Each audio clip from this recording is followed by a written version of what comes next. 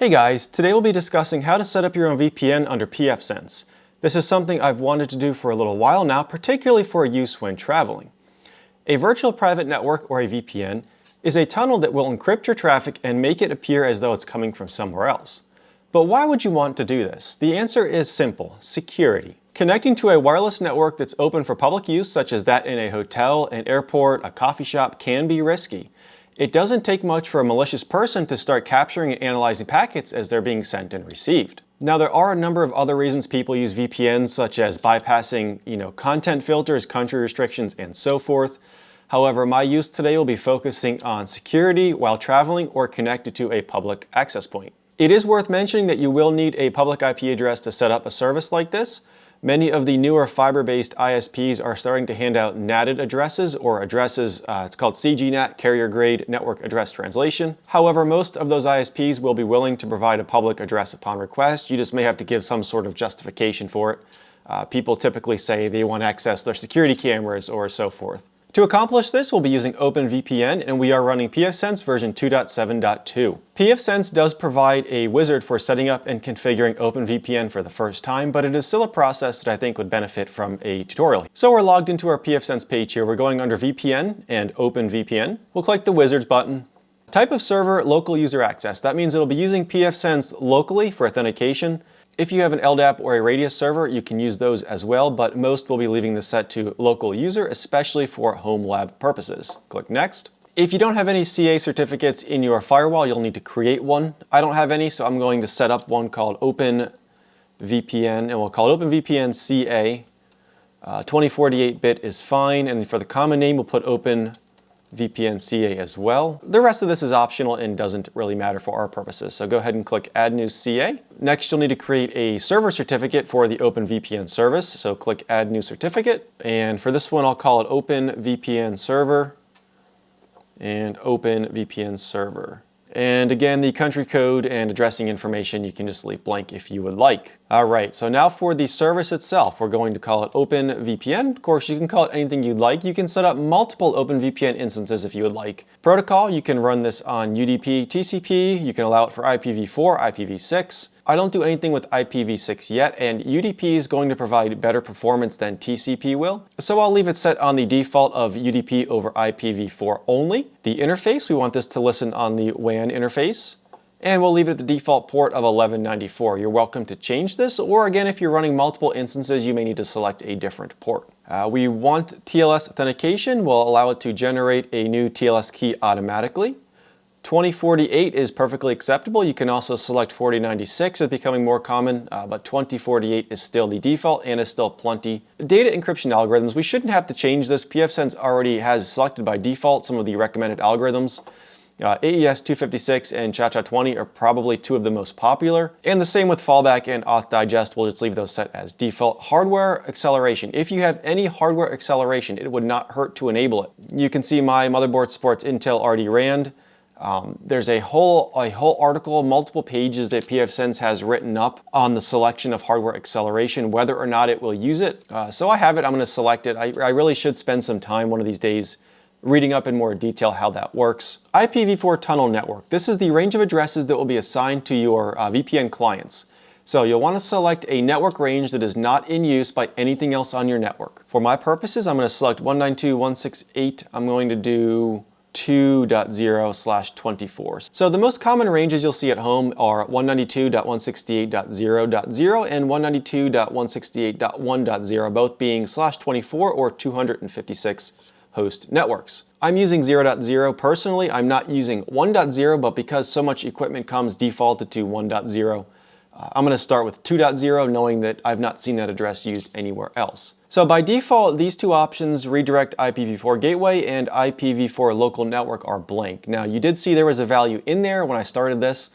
That was from prior testing, but they are blank by default. I'm going to check this redirect IPv4 gateway, and what that's going to do is force all traffic on the client device through the VPN service. I want that enabled because my use case is security while connected to a public hotspot. So I want to make sure that any traffic generated on my phone or my laptop or any other device I may have is routed through my home internet connection. I don't want anything leaking out through the public hotspot. IPv4 local network. This is your local subnet you're running at home.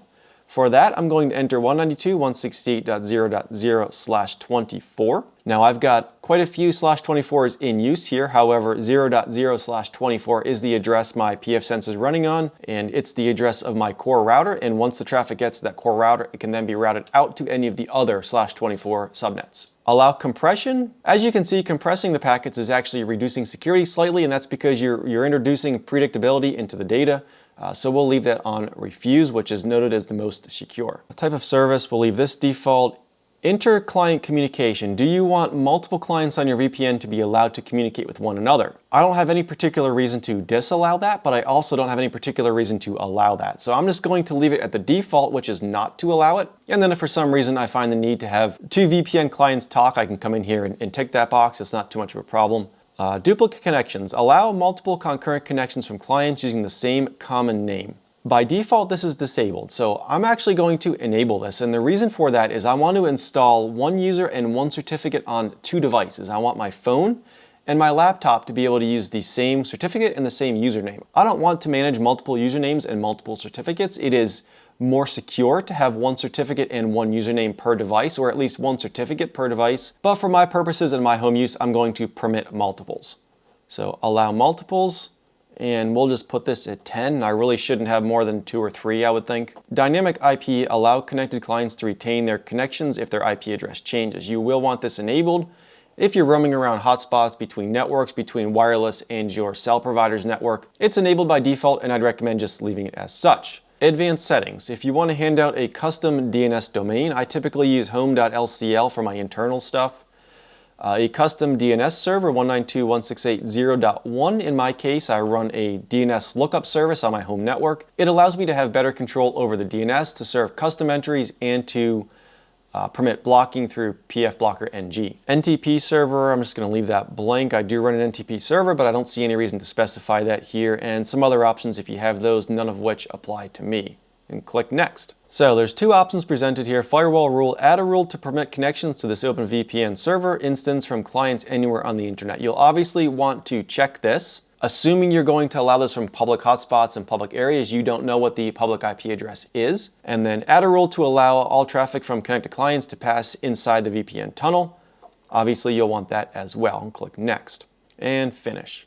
So once that's set up, we can see our OpenVPN service here. So next I'll go under Firewall and Rules. And I just want to show you the rule that it created here from that last checkbox. We're allowing any source, any port IPv4 UDP packets coming into our network to the WAN address or the IP address assigned to our WAN interface on port 1194. If you wanted to make tweaks to that, for example, to only permit certain incoming IP addresses, you could do that here. Additionally, this created a new tab for us in the Firewall Rules section for OpenVPN. And this is where you'll set up rules for the OpenVPN network interacting between outgoing traffic, such as outgoing to the internet or outgoing to other internal VLANs. By default, we checked that box, which permits anything, so any IPv4 from any source to any destination is permitted. You can further lock that down here if you'd like, for example, only permitting connections out to the internet or only allowing specific internal items to be accessed. So the next step is defining user credentials to access the VPN. So we'll go under System and User Manager, and we'll just create a new user for VPN access. We'll call this test1, and we'll use the password at test1. And for the full name, we'll enter Test McTestson. There we go. No expiration and no specific permissions are required. We simply need the user account for authentication. We do need to check this box to create a user certificate because I'll be using certificate plus user authentication. For the name, I'll call this OpenVPN, and we'll call it Test1 since it's the Test1 user. OpenVPN CA certificate we created for the CA cert, and then just click Save. So the next thing you'll want is to go to System Package Manager, and we're going to install the OpenVPN Exporter package. And this will allow us to easily move our VPN settings from the server to the client device without having to worry about transferring certificates and all that stuff. So VPN, and here you see it's the OpenVPN Client Export. Just install that. And once that's installed, we can go back to VPN, OpenVPN, and we'll see there's a new tab created here that says Client Export. So remote access server, if you have multiple OpenVPN instances, you'll select the OpenVPN instance you're working with here. We only have one. For the connection, we'll select the interface IP address. If you have a dynamic IP address, you may want to use a host name here. Nothing else in this list here should need changed.